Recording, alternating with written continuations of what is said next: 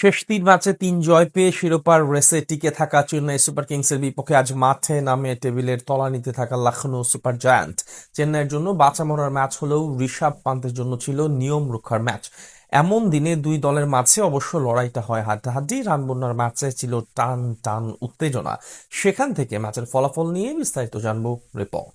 টুর্নামেন্টে টিকে থাকতে হলে জয় পাওয়া বেশ গুরুত্বপূর্ণ ছিল চেন্নাই সুপার কিংসের জন্য। অন্যদিকে আসর থেকে অলরেডি বাদ পড়ে যাওয়া লখনৌ ছিল অনেকটাই নির্ভার। এমন ম্যাচে টস জিতে আগে সিএসকে কে ব্যাট করতে আমন্ত্রণ জানান তাদের অধিনায়ক ঋষভ পান্থ। বিপরীতে প্রথম ব্যাট করতে নেমে শুরুতে ভালো কিছুর আভাস দিচ্ছিলেন কাপ্তান ঋতুরাজ গাইকোয়াদ এবং সঞ্জু স্যামসন। তবে তাদের জুটি বেশি দূর আগাতে পারেনি।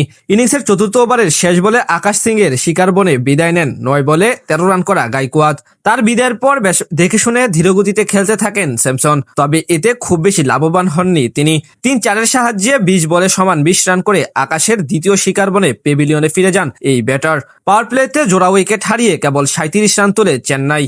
দলের বিপর্যয়ের দায়িত্ব নিতে পারেননি উর্বিল প্যাটেল। মাত্র ৬ রান করে সাজঘরে ফিরে যান তিনি।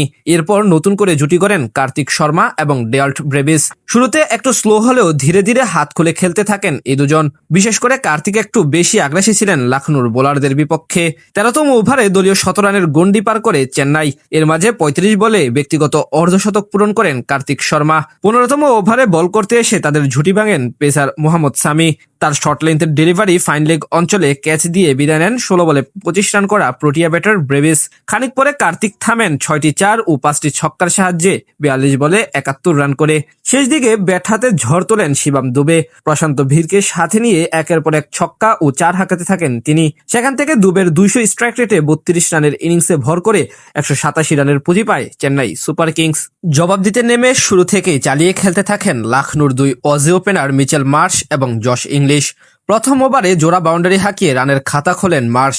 তাকে ভালোভাবে সঙ্গ দিতে থাকেন ইংলিশ। পঞ্চম ওভারে আনসুর কম্বুজের উপর চড়াও হন মার্শ। প্রথম ৪ বলে টানা ৪ ছক্কা হাঁকানোর পর এক ৪ মেরে আনেন মোট ২৮ রান। সেই ওভারেই দলীয় ৫০ রানের গন্ডি পার করে লখনৌ সুপার জায়ান্ট। পরের ওভারে টানা ২ বাউন্ডারি মেরে মাত্র ২১ বলে ৫০ পূর্ণ করেন মার্শ। পাওয়ার প্লেতে বিনা উইকেটে ৮৬ রান তোলে ফ্র্যাঞ্চাইজিটি।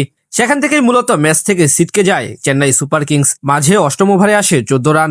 এরপর সেখান থেকে তেমন কোনো বিপদ আসেনি লখনৌর শিবিরে। বাকি ব্যাটাররা দারুণভাবে চেন্নাইয়ের বোলারদের সামলে ধীরে ধীরে জয়ের দিকে এগিয়ে নিয়ে যেতে থাকেন।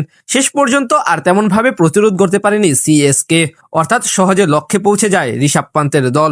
অন্যদিকে এই হারে প্লে অফের রাস্তা কঠিন করে তুলল চেন্নাই। বাকি ম্যাচগুলোতে এখন তাদের কঠিন সমীকরণ মিলাতে হবে, আর না হয় টুর্নামেন্ট থেকে বাদ পড়বে। অন্যদিকে লখনৌর প্লে অফ খেলার স্বপ্ন নড়ে গেলেও শেষ দিকে জয়ের মাধ্যমে পয়েন্ট টেবিল জমিয়ে তুলল।